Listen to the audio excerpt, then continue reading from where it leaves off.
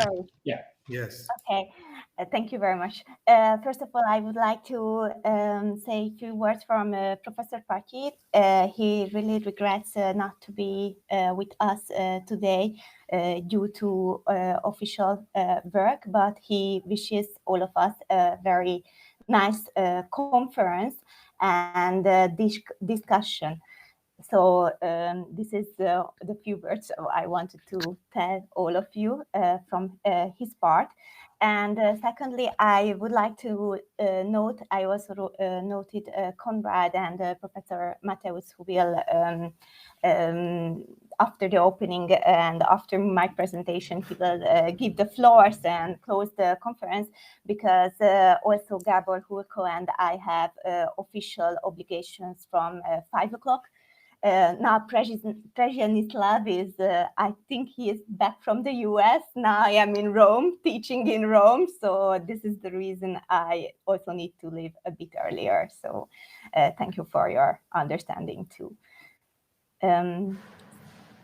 So I think I will start my presentation. Yeah, I will try to share my screen if it's working. I really hope this time it will be easier than last time. And I just, yes, share. Last time it worked so well. I think Gábor, az ablakot is meg kell, vagy a teljes képernyőt osztod meg? Sorry, I just asked Gábor if how we share it, because last time he helped me and... Well, there is that someone is sharing already the screen. Okay. Near the microphone. So, yeah. But I don't know if you have the possibility there to share a tab or share a window. If you open your presentation and start the presentation, you can share a tab. Yes, like this. We see this. You see my PT? Yeah, I do. I don't know how about the others, but I think they see it also. Yeah. We see the presentation. Okay, thank you very much. Sorry, I am not very... Okay, so good afternoon again. So my today's presentation will be focusing on current dilemmas regarding redress procedures in administrative court decision, not only redress procedures, but remedy procedures. Last time in my presentation, I was presenting some of the tools, some of the new elements of the Hungarian Code of Administrative Court procedure, which helps to accelerate the receiving of a final court decision. And I have stopped my presentation before examining the legal remedy possibilities. So in today's presentation, I wish first to give you a very short overview with comparative aspects regarding the remedy possibilities regarding administrative court decisions.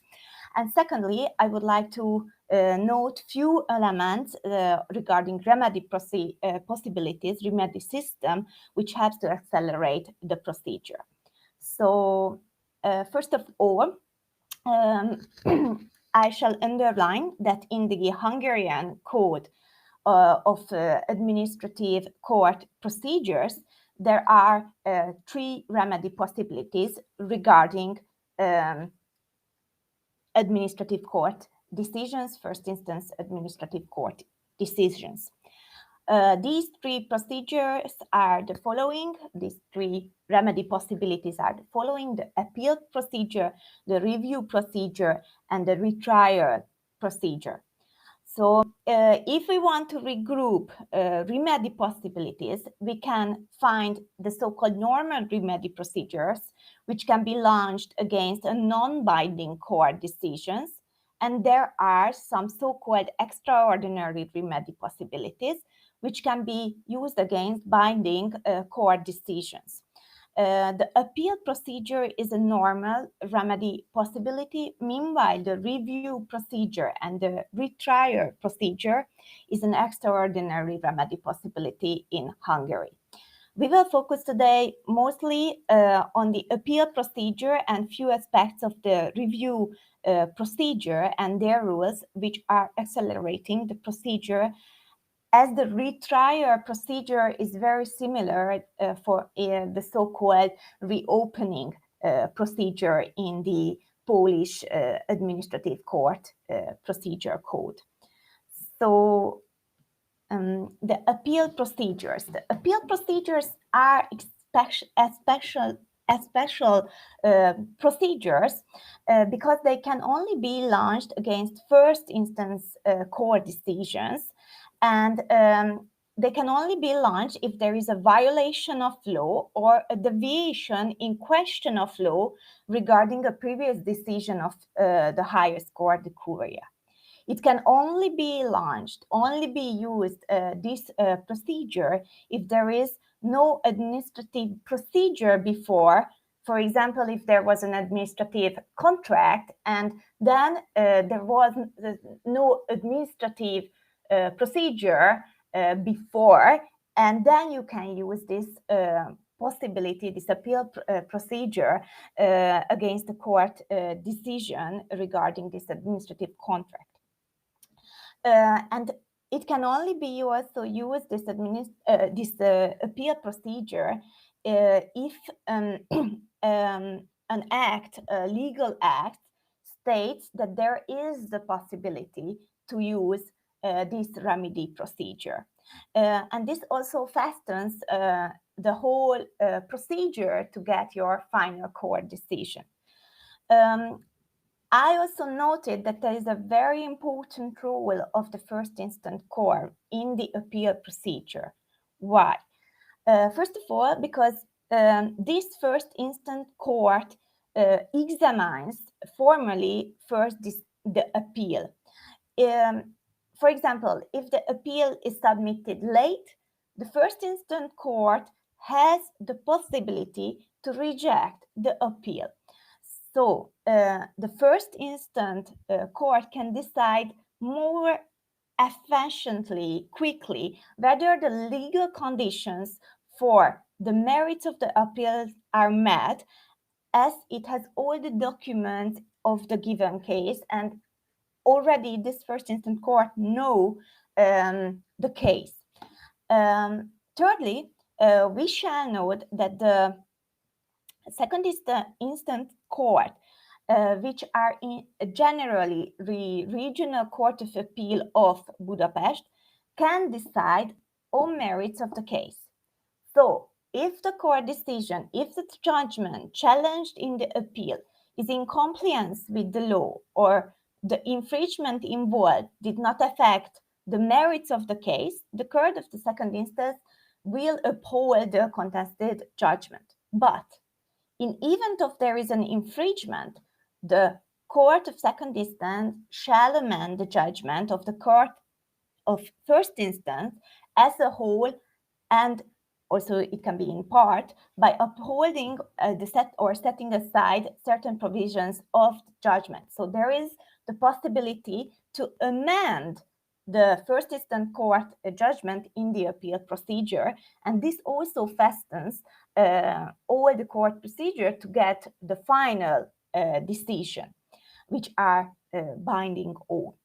So this, I wanted to only highlight these three elements which fasten the appeal procedure, which fastens to have the final court decision. This is very special in Hungary. I did not find it in the Polish code. Regarding the review procedure, I only wanted to highlight two things regarding in Hungary, how is a review procedure. So the review procedures are in front of the Curia of Hungary, but these procedures are not cannot be launched automatically. So first of all, there is a phrase, a part of this procedure, which is regarding the admissibility of the review application. It's a formal examination of the review application.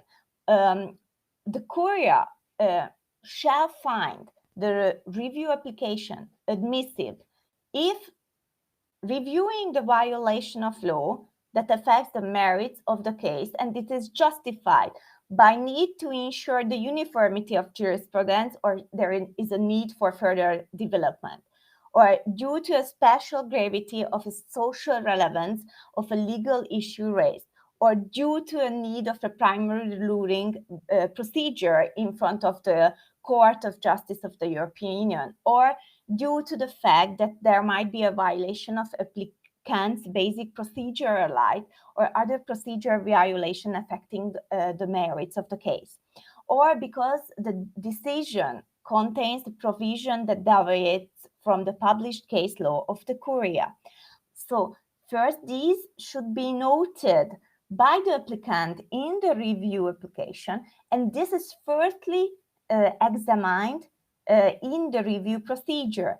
And only if the highest court finds in Hungary that there is a need for ensure the uniformity of law, or the decision contains a provision which is deviating from a published case law of the Curia, then they admit this review application, and then only that case they will examine it in detail, this review application. So this is not that automatic, and for most of all, I would like to note that this review procedure has, on the one hand, a remedy role in hands of the parties, but on the other hand, it has also a very important role regarding keeping the uniformity of law. And this admission possibility is also accelerating to get the final decision in Hungary. Because if the review application is not admitted by the Curia of Hungary, then this review application will not be examined in detail. Therefore, the first instance court decision will be binding. So this was a very short presentation regarding few questions or few elements of the acceleration regarding the remedy possibilities, what you can find in the Hungarian code regarding administrative court procedures. This is very, very different as I have found in Poland. I think one of the most important question which should be noted, which is very much helping, accelerating to get the final decision, is that in the appeal procedure, second instance court has the right to decide on merits of the case. And as a conclusion, I only want to make two notes. This is not a complex presentation. I am presenting more elements regarding remedy possibilities in my paper. And secondly, I wish to note that in my next presentation, I will raise some questions regarding procedural rules, elements which accelerate the court procedures, but regarding special court procedures like the election procedures. So this is not going to be, this is not the end of my presentation, but it's the preparing for my next presentation too. So I would like to thank you for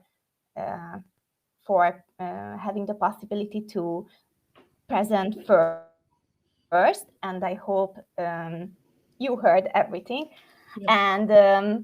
And if you have any questions, I think in the end, if you write me, I can also answer it. So thank you very much.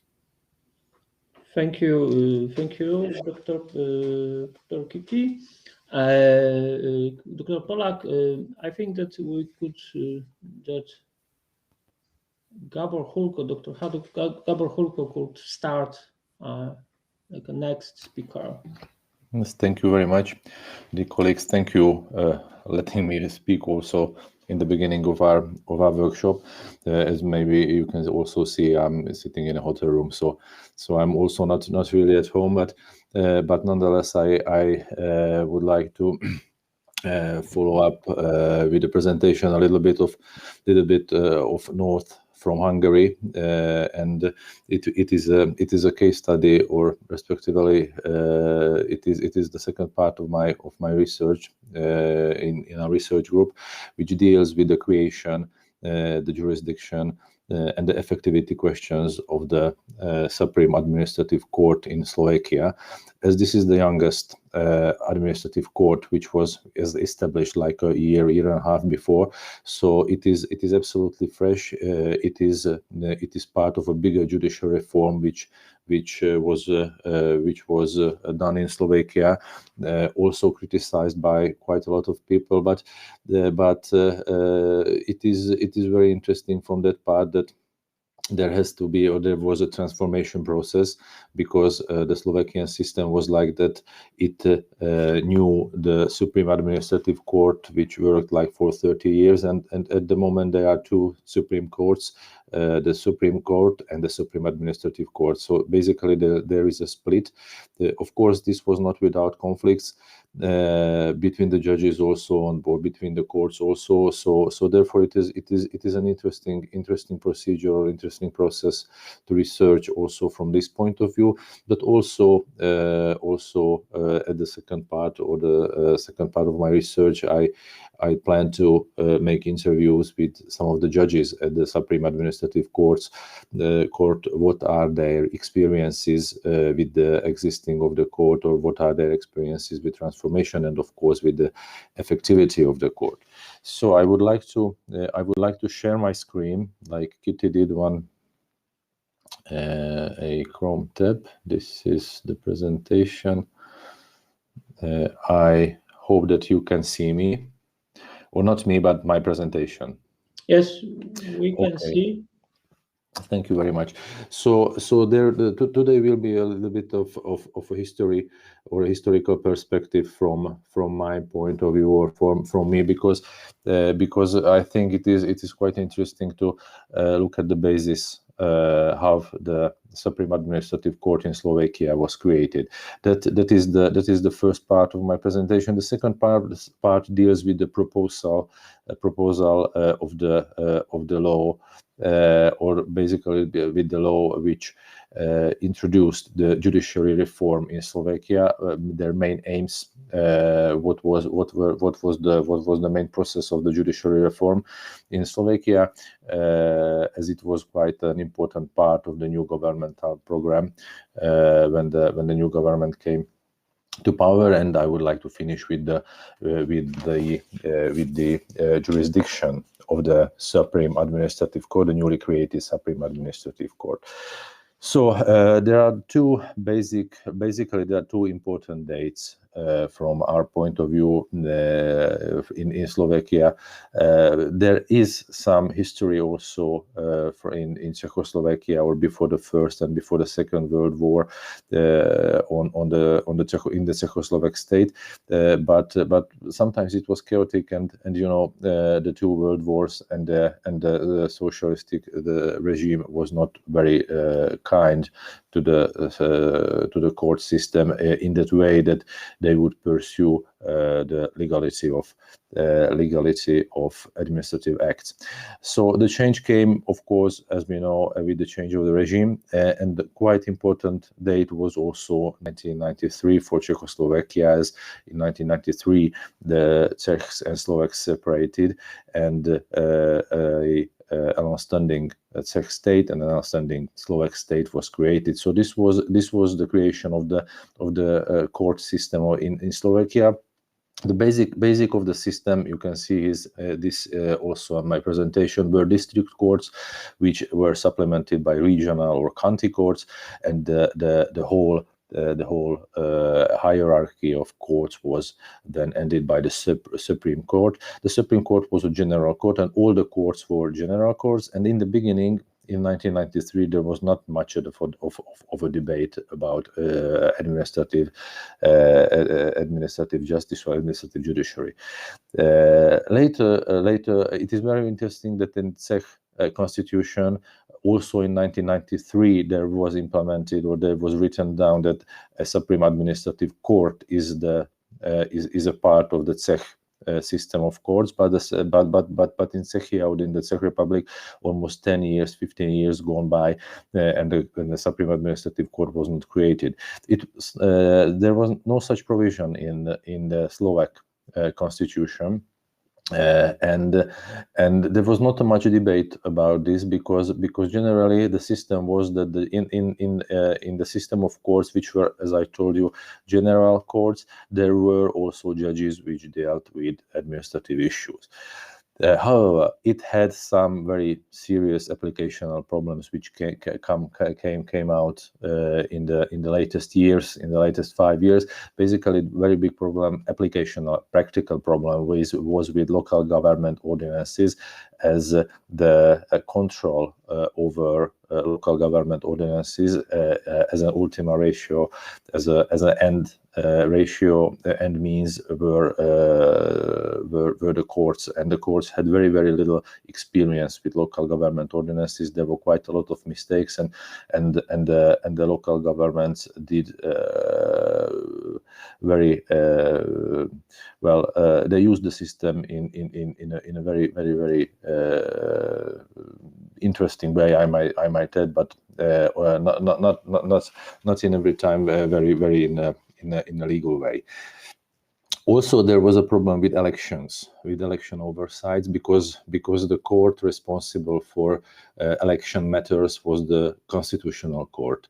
There were many practical problems with it, because the Constitutional Court as a court is not suited to have some lengthy procedures, and in election or election cases, and the election cases needs to be decided fast, while the Constitutional Court could not do it. So this was quite a long-standing problem. Also, another very important problem was that it was inconsistent, the case law, because it was quite a fragmented system of the lower courts, the general courts. The case law of the courts was very inconsistent. Few cases got to the Supreme Court, and the Supreme Court therefore could not rule on them. That was also quite a problem, and of course, if we are talking about judicial procedures, they were generally lengthy processes by public administration standards. For instance, in case of a building permit, you cannot wait for 5, 6, 10 years for a judicial review. It has to be fastened up. And the actual state is, I'm jumping a little bit to the end of my presentation, that there is a division at the top level of the system of court. There is a Supreme Court, and then there is a Supreme Administrative Court. This was the effect, or this was the outcome This was an outcome of a widespread, or a more wide judicial reform process, which started basically 2 years before. There was a special act drafted on the basis of the program declaration of the government of the Slovak Republic. There was a program about restoring trust in the rule of law, and the reform program, or the act proposal, was widely discussed with the affected subject, also with the Judicial Council of the Slovak Republic, the Constitutional Court, the Supreme Court, the Public Defender of Rights, the General Prosecutor's Office. So there was quite a vivid debate, but it was quite a short debate, if we can say so, because it was like a year. This is one of the main point of the critics, that it was too fast, the process. So there had to be more things to be overlooked, and maybe that the actual system is not very fine. So the aims of the judicial reform were several. Well, or not only the creation of the Supreme Administrative Court, but there were many points which the judicial reform focuses on. It focused on the reform of the composition and competence of the Judicial Council, including the professionalization of the position of the Vice Chairman of the Judicial Council. Also, it's one of the main aims for verification of judges' assets and judicial competence. The reform and the creation or the reform of the Constitutional Court, namely with the election things. Also adjustment of certain rules, proceedings before the Constitutional Court, in particular the introduction of a possible link between the proceedings on the complaints of natural or legal persons and the proceedings on the compliance of legislation, including the avoidance of deciding on the compliance of constitutional laws with the Constitution of the Slovak Republic. There was introduced an age limit for the termination of the office of a judge at the General Court and judges at the Constitutional Court, and the regulation of the status of judges of General Courts, and in the form of a new regulation, so-called decisional immunity of judges, the abolition of consent to the prosecution of a judge was also introduced. And also, as a last point, there was the establishment of the Supreme Administrative Court of the Slovak Republic, and also and set the jurisdiction of the Supreme Administrative Court, and basically a work division between the Supreme Administrative Court, the Supreme Court, and the Constitutional Court, as the Supreme Administrative Court inherited jurisdictions or inherited powers from these two courts and some of the newly created or some of the newly created court. So the proposal, and this is the current system, that the Supreme Administrative Court it has a equal position in the hierarchy of general courts with the Supreme Court. So it is equal to the Supreme Court, both Supreme Courts. None is better or none is higher than the other. Of course, it needed to amend the provisions of the Constitution, because and also division of work or division of the jurisdiction of these courts. As I told you about, it was not without any problems or not without any nuisances. If you look at the jurisdiction of the Supreme Administrative Court, it was created, well, basically in two phases, and it started, the organizational issue started on 1st of January 2021, and the court was staffed with judges in August the 1st, 2021. So the Supreme Administrative Court in Slovakia has like 1 year of existence, real existence, I might add. If you look at the main jurisdiction of the court, there are the cassation appeals by parties against final decisions of regional courts in administrative justice cases. So it is defined what cases are administrative cases, and the system of appeals are cassation.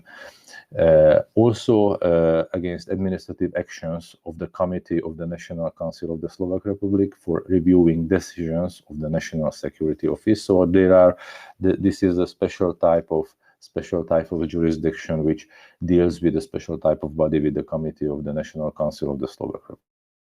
Also, it has a quite close relation to the elections in Slovakia. So that means that the jurisdiction goes also or guilds also for proceedings concerning the constitutionality and legality of elections of local self-governments, in proceedings for the registration of candidate lists for elections to the National Council of the Slovak Republic and for elections to the European Parliament, and also in the proceedings for the acceptance of nomination as candidate for the office of the President for the Slovak Republic. So in case of the elections, there is quite a general jurisdiction of the Supreme Administrative Court. Also, the court has jurisdiction towards political parties in action for refusal to register a political party or political movement. In competence cases, also decides on actions between public authorities and each other, or between public authorities which have competence problems with this, and also the Supreme Administrative Court deals with the disciplinary cases of judges, prosecutors, and were provided by law of other persons.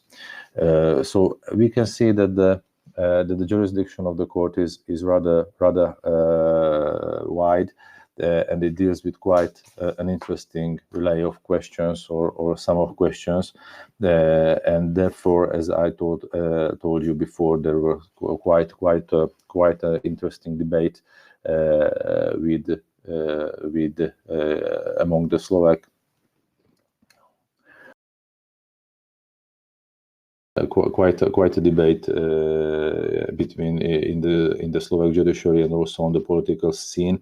That the creation was not really over a well thought out process. It was rushed, and therefore there are some problems not only concerning effectivity but also the work of the Supreme Administrative Court.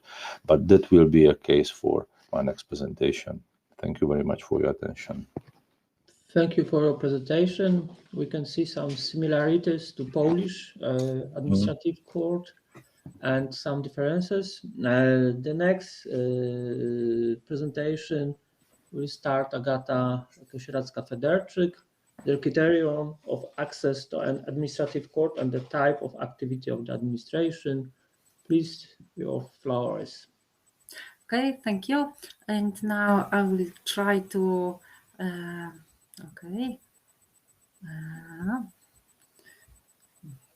show my presentation. So maybe it will take a little bit time, but I know I will do that for sure. Okay, presentation maybe in that way. I think I need some seconds, not more. So I hope that you can see my presentation. Please, let's say that you can see. Screen with presentation or not? No, without. No. Okay. I don't know why, because so once again, let's try here, and then I should the whole screen. Okay, maybe in that way. Okay. Well, I think that I need help for the first time, but okay, maybe here we are. And what about this time? We see your some part of your screen. And what about now? No changes. Maybe you click the PowerPoint, or I don't know the program to. So I will try. I will try once again. Okay. We have time. No, I don't want to spare this time for trying to show my presentation. Okay.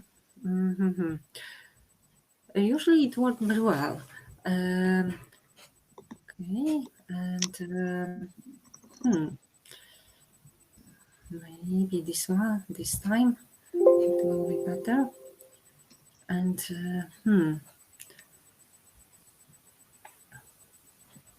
And I'm asking once again, maybe something. No. Do you have open your presentation? Yes, I have opened my presentation. In the left of quick meeting, left side is some sign of presentation, not two computers by two stage above.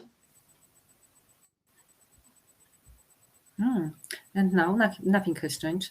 No. Okay, so now I stopped sharing my screen. And again, two stage under the sharing of the screen is the sign of presentation. And what about now? No. Nothing. Because it's strange, because it tells me that that you can see my screen. Once again, so for the I don't know which time. Maybe if you want, you may send me the presentation, and I will put it in your files. Okay, but how can I do that? Using email? Yes, just from mail, it will be okay.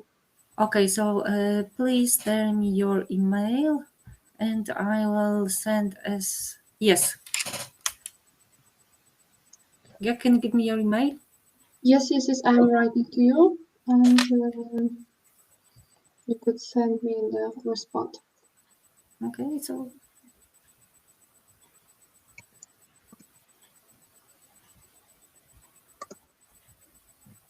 yes, I just sent you email. Okay. So I think that yes, and but you have used chat or just you sent via just email? Through my email, just through my mail. Regular mail. Professor, maybe we change the and Przemysław is maybe is here, and she start earlier, and you after because. Okay, but I don't have your email. Agata, możesz mi powiedzieć, jaki jest twój mail, to ja po prostu wpiszę go z palca. Tak, pani zresztą już do mnie pisała, to jest agata.wrobel@iws.gov.pl. Pewnie się pani uzupełni. Agata.wrobel, yes, I've got, and just 1 second, and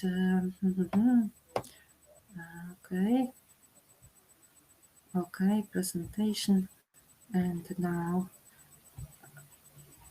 Okay, I think that you should receive my presentation now. Just 1 more minute. I don't have it. Okay. Yes. So yes. Let's start from the slide number 1. Yeah. So the main issue of my today presentation is the criterion of access to an administrative court and the type of activity of the administration. And the main question I would like to answer is the criteria for access to an administrative court depend on the activity of the administrative authority complained of. So first of all, I would like to talk a little bit about type of activity of the administration, and then I would like to see whether those criteria of access differs when we are talking about, for example, activity of the administration that refers to the issuing decision or, I don't know, issuing local acts. So let's go to the next slide, slide number 2. And this slide is dedicated to the types of administrative actions that are protected by administrative court, by proceedings before administrative court. So this slide and the next one and the next one simply describes the cognition of administrative court, Polish administrative court, and I think that this might be especially interesting for our Hungarian colleagues because it explains the jurisdiction of administrative courts in Poland. As I understood well, Dr. Kitti Pollák described the administrative court jurisdiction, and you said that it refers also to contracts. But in Polish reality, we don't have such solution. So what kind of administrative activity is covered by the protection given in front of administrative court? So first of all, administrative decisions, and by administrative decisions I mean individual act taken by administration in administrative proceeding that ends the proceedings. And I will talk a little bit later about the exceptions. So any administrative decisions. Then we have provisions made in administrative proceedings, which are subject to independent compliant, or which terminate the proceedings. Rarely it happens. We don't have a lot of such examples, but some we have. And provisions which settle the matter on the merits. Once again, it is rather exceptions. Usually it is a decision that ends the administrative procedure. Then we have provisions, but issue in enforcement or precautionary proceedings against which a complaint may be lodged. And how do we know that we can lodge the complaint or not? So first of all, and it is the most important, we look at the legal act, and when it is stated that against such provisions we can challenge that provision, it means that finally we can challenge that provision, complying a file to administrative court. And then other than those acts or decisions, provisions, any acts or actions of public administration concerning rights or obligations arising from the administrative law. So we have general legal provision that guarantees that any administrative activity that refers to administrative law will be covered by protection in front of the administration court. Then we have written interpretation of tax law provisions issued in individual cases, precautionary opinions, and refusal to issue precautionary opinions. Once again, we are in a field of tax law. And then we have not activity, but let's say non-activity, so inaction or protected conduct of proceedings in cases specified in points 1 from 1 to 4, and protected conduct of proceedings in the case specified in point number 5. What about exemptions? I thought that as a general rule,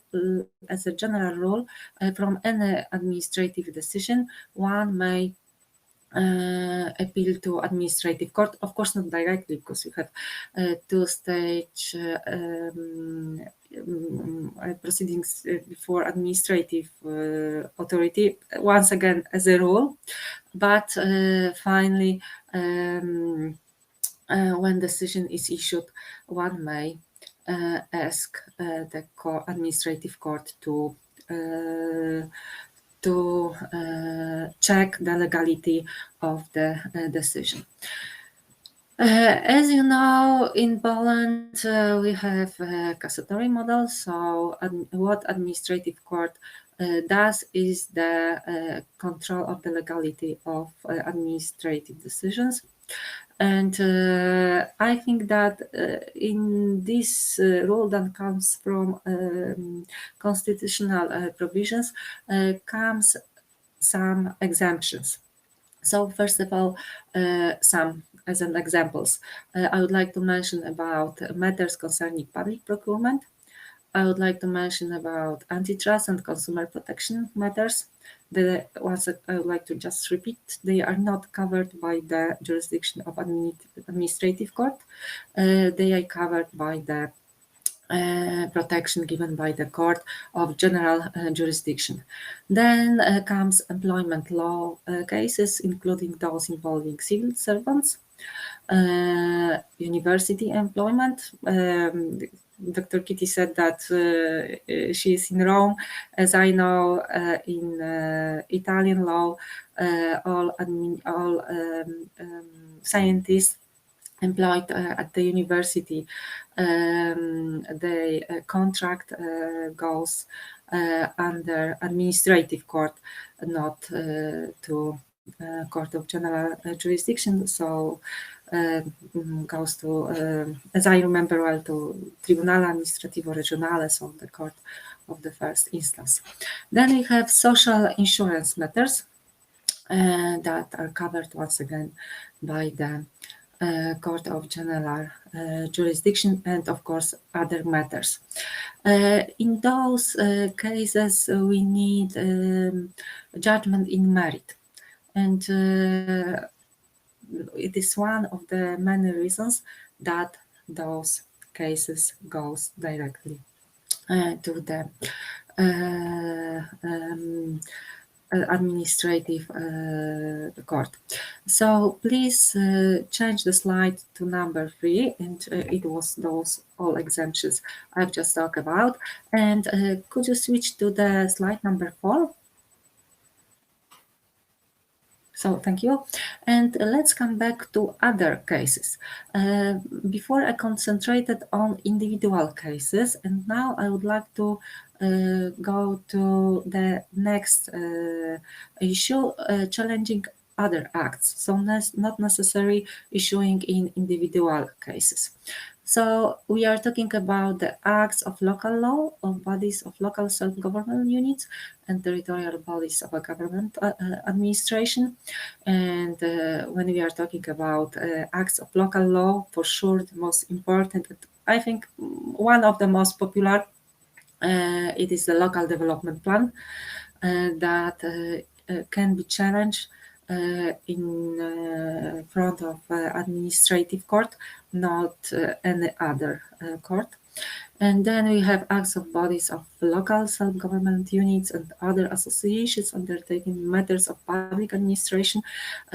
So once again, acts, it doesn't mean that it is, we don't think about only acts of local law, but general acts that are taken in the field of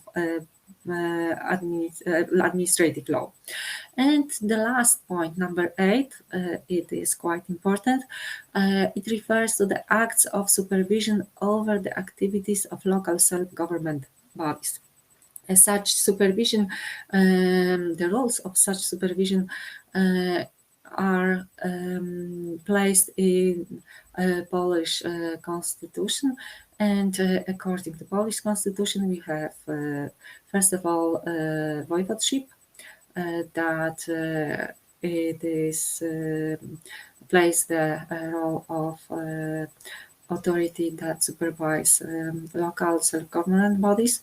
Then we have prime minister, and the last one, it is a kind of regional financial chamber that may supervise local self-government bodies. And supervise, as an example, supervisory decision of a voivode stating that the local legal act has been adopted in violation of the law. And if a voivode decides to issue such supervisory decision, and local administration doesn't agree with that decision, can refer to the court to control such decision. And let's move on.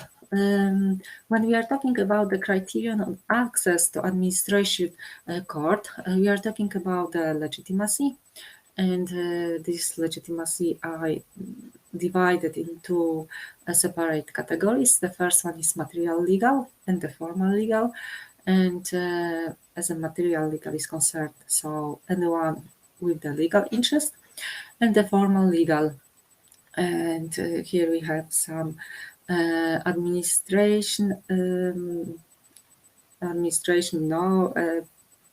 state authorities like public prosecutor, like Poland's ombudsman, ombudsman for children, ombudsman for small and medium-sized enterprises. And then we have a social organization, and the last category is any other entity to which law grants the right to lodge a complaint. Could you switch to the next slide? Okay, so qualification of entities entitled to bring compliant. In Polish literature, you can see two of the examples. First is proposed by the Professor Tarno, and the second is proposed by Professor Adamiak. According to Professor Tarno, we have two categories. First refers to the legal interest, and as Professor says, subjects who file a complaint in someone else's case. And it is, I think, the best explanation, because when we are talking about a public interest, a social interest, and others, as did Professor Adamiak, now it is not so easy to find a social interest. It is, in my opinion, not directly represent as a part of the legitimacy. So in general, we can say that responding to the main question, when we are talking about the criteria of access, the main criterion, it is a legal interest, and we can also find a trace of public interest when we are talking about formal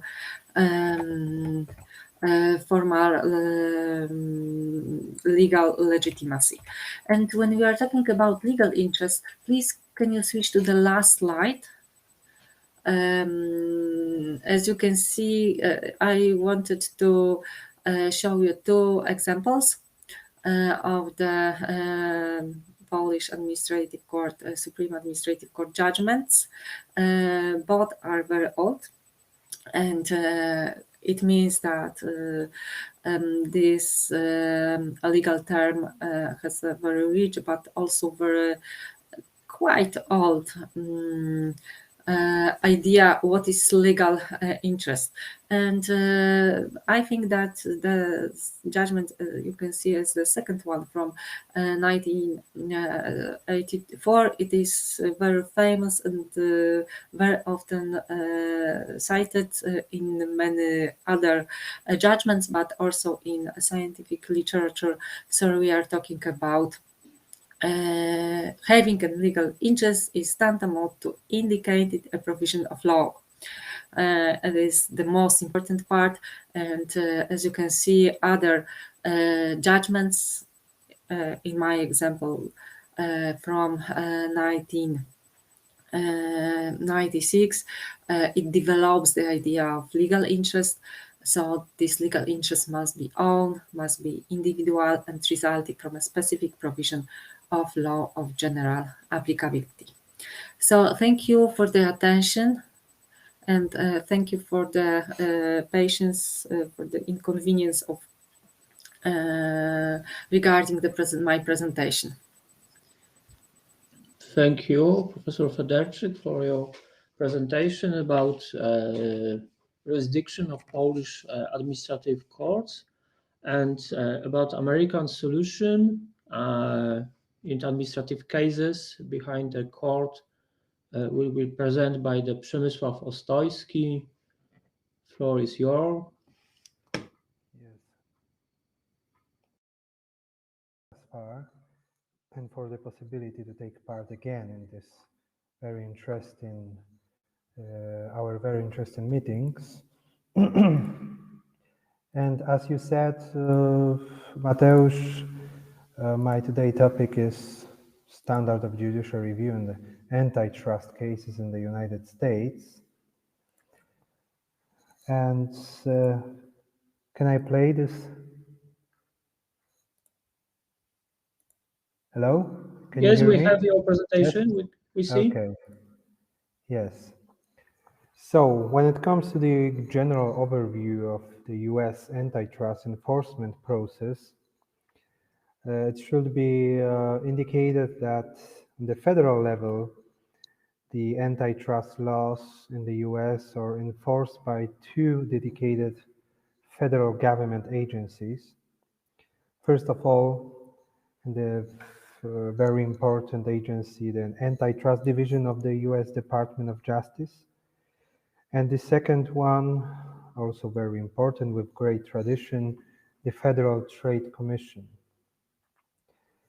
And additionally, on the state levels, antitrust law can be also enforced according to the competition laws of states.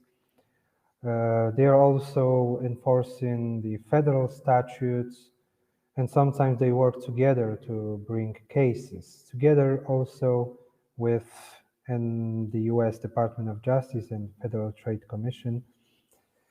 And it should be also noted that the most US competition cases are brought by private citizens seeking redress from the courts for the antitrust injuries they have suffered. The Federal Trade Commission and the US Department of Justice are very conscious about initial actions before courts when it comes to the enforcement of antitrust in the US. And we should also note that there are two ways to enforce the antitrust law in the US by government agencies. The first way is the method of the Department of Justice that has no adjudicative power on its own. And that means that in order to enforce the federal antitrust statutes under its purview, the DOJ, as like a state or private enforcers, must file an action in the federal district trial court. And that means this is the typical court case. The DOJ can't adjudicate on its own. And in this situation, the court is the common, like in another civil law cases, the arbiter of whether, first of all, the law has been violated, and if so, orders appropriate remedies. And the court in that situation is also responsible for resolving disputes over DOJ's investigatory powers. Inter alia, when it comes to the authorization of search warrants or also called dawn raids, by enforcement of subpoenas or other requests for information. And my main topic is in our project or standards of judicial review of administrative action in the economic strategic areas. So when it comes to the standards of judicial review in the first tier, when the DOJ submits the suit to the civil court, the proceedings on the merits in the first year is conducted according to the federal rules of civil procedure, with all consequences they are flowing for this fact. And first of all, generally, district court judges decide on any motion to dismiss the complaint, oversee the discovery process, conduct the trial, render a verdict, and issue a detailed written opinion determining both the facts of the case and the applicable legal analysis underlying their decision. The second consequence is that the process is adversarial. The parties submit their evidence and arguments. That means parties, the DOJ and the private entity. Based on the parties' submissions, the judge determines the ultimate facts, and the court decides the case in accordance with the controlling law and precedents.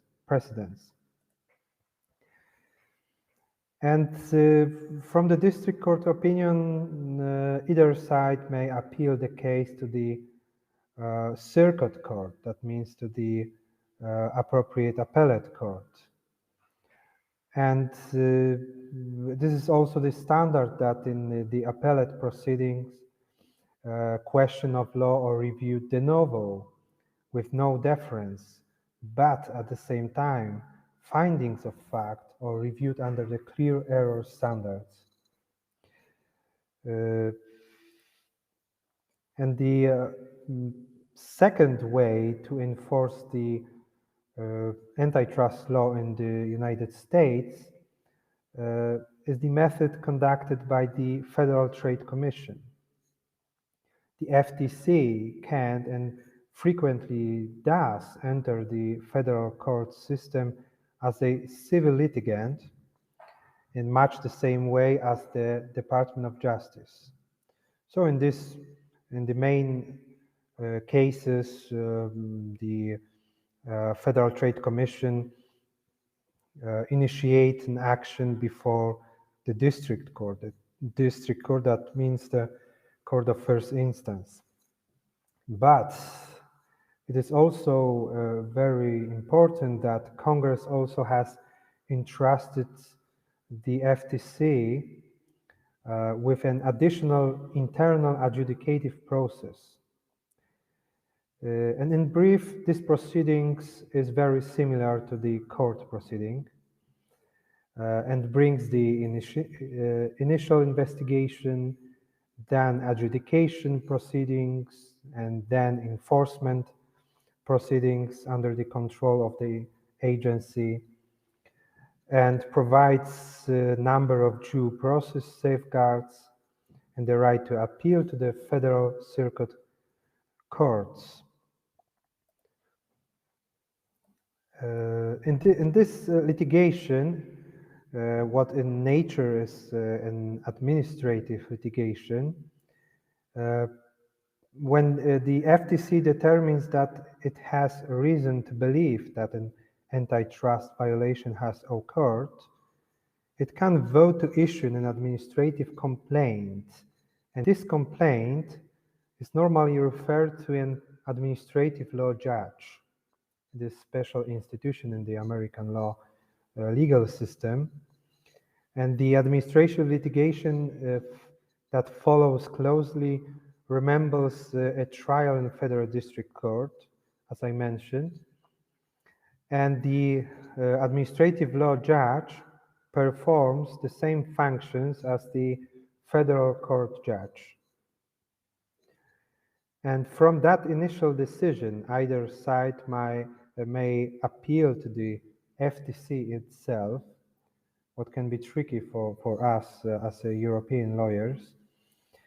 And then the FTC acts in an adjudicative capacity. And the proceedings at this stage are very much like the appellate process in the federal circuit courts. One key substantive difference between the proceedings before the FTC and before the Circuit Court is that the Commission is not required to give deference to the administrative law judges' factual determinations. And the Commission reviews both the legal and factual issues de novo from the very beginning. And what is crucial, the Commission then issues a final decision with a written reasoned opinion, either finding liability and typically issuing an order to cease and desist, or dismisses the complaint. And the final step is that opinion of the Federal Trade Commission is directly appealable by the defendant to any Federal Circuit Court, and the case then proceeds from that point along the same path as cases originally filed in the District Court. Just as case coming up for appellate review from the Federal District Court receives some deference from the appellate court, so too does a final Commission decision. That means the proceedings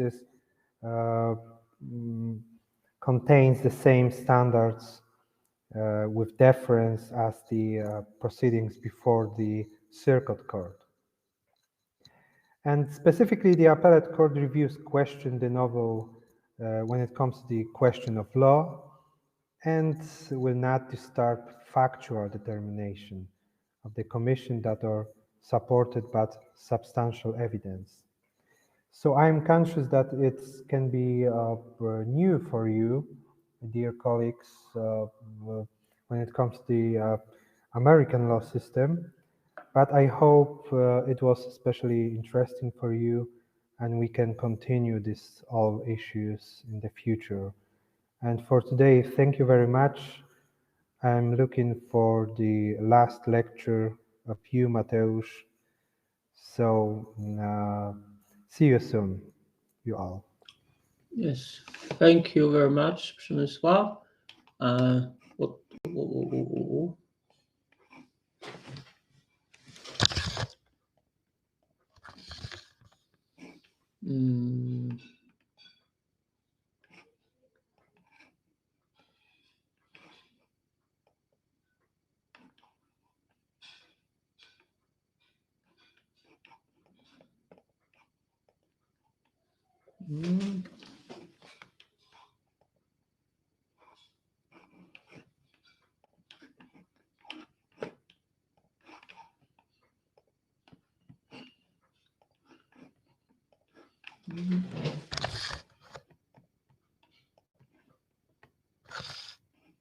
Okay.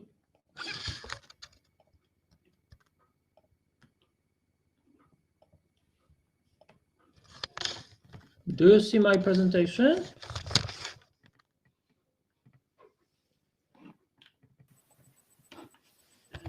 Yes, we can see. Okay. Actually, now.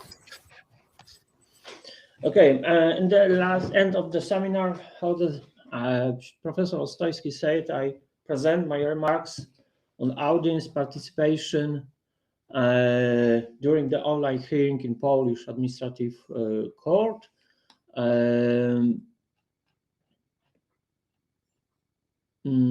The right to a public hearing is a principle of law, so the Polish constitutional regulation relating to the right of hearing is defined in Article 45 Polish Constitution.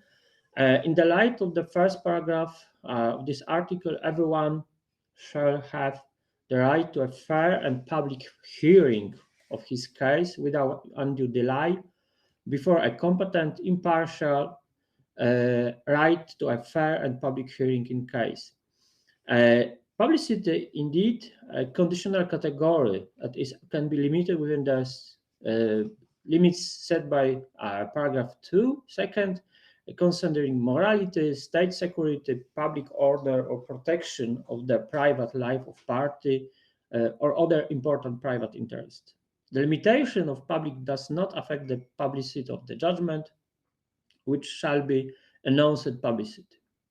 The right to a court law is a subjective right that everyone is entitled to whatever as an individual or private legal person. It is constituted by the right of access to a court, defined as the right to an adequate procedure, the right to a public and fair procedure, and the right of a judgment one's case. The realization of the right to a court is also associated with building the trust in the state as the democratic legal state. Thus, it is an elementary part of democratic state ruled by law, where an impartial and independent court guided solely by the applicable law determines whether individual rights have been violated. Accordingly, this regulation is clearly related to the principle of the state ruled by the law. Its process is in Article 2 of Polish Constitution. It clearly legitimizes the judiciary and at the same time strengthens the realization of idea of a democratic state. The correlation of the rule of law and the right to a court and therefore closely aligned and mutually reinforcing. The right to a trial is related to the right of access to a court, and it is closely linked to the idea of procedural justice. It can be understood as a file process which, based on specific data, a certain line of reasoning leads to a decision. The implementation of this principle is particularly evident in the audit carried out by the administrative court, as the court assesses the correctness of the administrative process and verifies the correctness of the interpretation and application of the substantive law. In other words, the administrative court verifies whether the public administration body was procedurally and materially fair. However, such an approach does not explain the court's operation and the implementation of the principle of procedural justice, as it refers to the action of a public administration body. Thus, the operation of an administrative court will be considered to comply with the principle of procedural fairness when the action of the court complies with the letter of procedural law. Also, when the court correctly determines the case on the basis of the principles of logic, the available and complete evidence in the form of the administrative case file, and relies on the relevant provision of substantive law interpreting them correctly. In the context of the realization of the right to an online trial, it is important whether the technical means used and the procedural solution adopted do not restrict this right. At this point, a disclaimer should be made that the current experience of SARS-CoV-19 time shows that while IT and technical solutions are generally compatible with the principle of procedural fairness, courts, what I said in last seminar in August, courts prefer hearings in camera, in reality resign from the online hearings. A major challenge is also the digital divide of the part of the society, effectively undermining the realization of the right to the trial when hearings are made online. From the point of view of the functioning of online courts during the SARS-CoV-19 pandemics and the research question, the most relevant terms of the constitutional right to a court is, besides the above mentioned procedural justice, the openness principle of court proceedings. As argued Śladkowski, publicity of the trials is a guarantee of fair trial. It enables the social control of sentencing under condition of judicial impartiality and independence, while at the same time building trust in the administration of justice. The rule does correct us strongly with other constitutional principles, including the principle of the right to a trial, but also the democratic state ruled by law. We are talking about the public accessibility principle, which is an element of fair trial. It's important to point out the internal publicity that is realized by the parties to the proceedings exercising their procedural rights. A key element is the right to participate in the trial, which allows for the realization of the right to be heard. Kaleta rightly submits that the fear of a case to trial should be a rule that can only be departed from the exceptional limited situation. This ability of members of the public to access courtroom are called real-time transparency.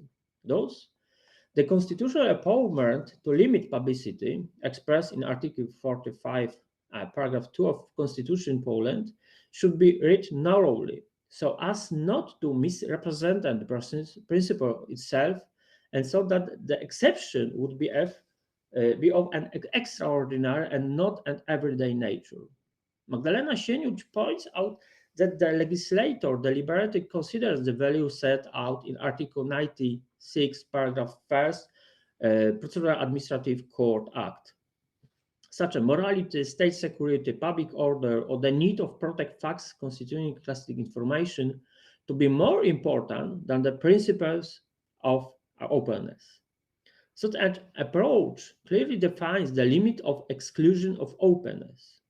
The procedural law provision implements not only the constitutional principle of publicity, but also the provision of the international law, which are, for example, Article 6 of the European Human Rights Charter. It's a key norm. Admission of the public of the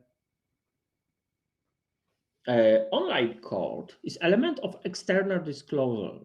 The one of element of the principle of publicity is which is addressed to the public, who can access to the content of the decision in public announcement or the court information system.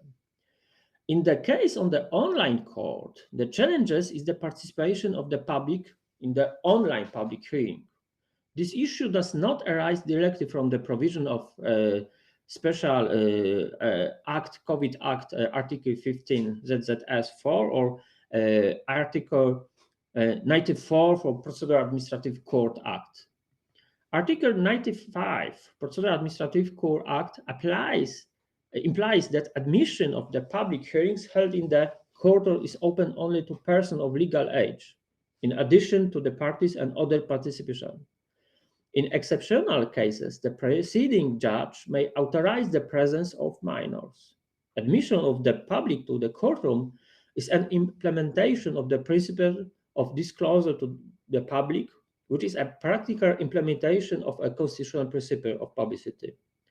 In the case of online hearings, especially during a pandemic or epidemic emergency, compliance with the rule faces additional difficulties.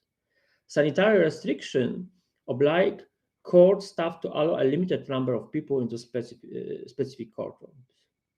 Priority is given to the parties, the attorneys, and other persons summoned.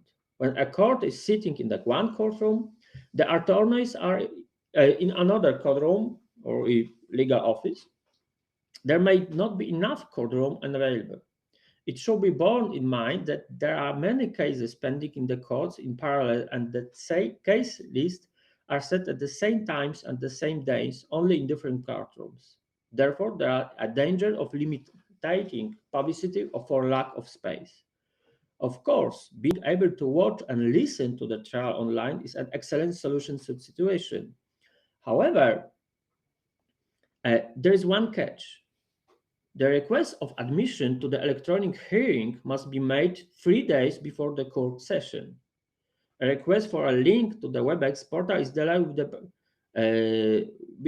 by the proceeding judge for the division. Such a restriction may be somewhat questionable in a situation when the available technology is significantly ahead of existing procedure of the courtrooms. In my opinion, these regulations are limitation of external transparency. After all, there is nothing that prevents a hearing for the public from being viewed by the public logging on a special portal, even taking into account the full identification or individuals viewing the case. The application, the time limit, the discretionary context of the judge is clearly out of the step with what could be the implementation of the principle of openness of the courts for the whole society. After all, it should be borne in mind that online audience will not interfere with the hearings, as only video and audio will reach them without the possibility of and the involvement of the hearings. Of course, the public access to the online court is a challenge for the privacy and for the participants in proceeding.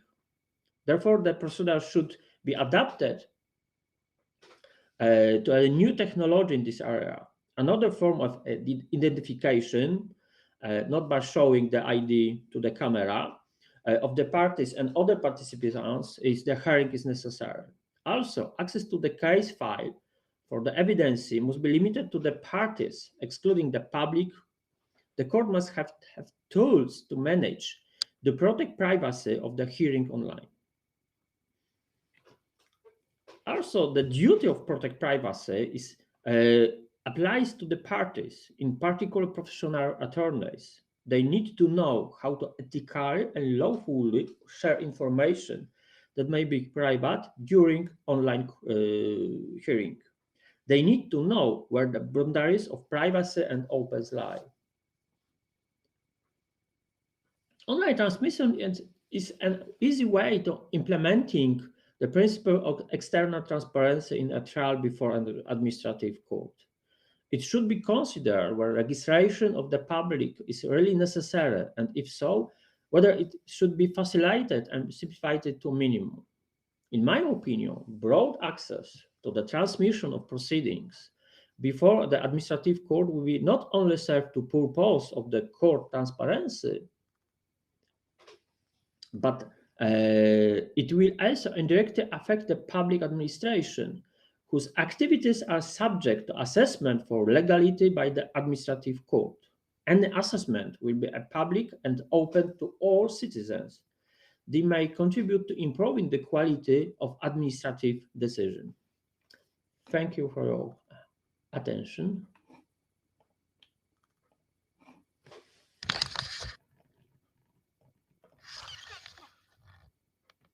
Okay, my speech was the last in this time in this seminar.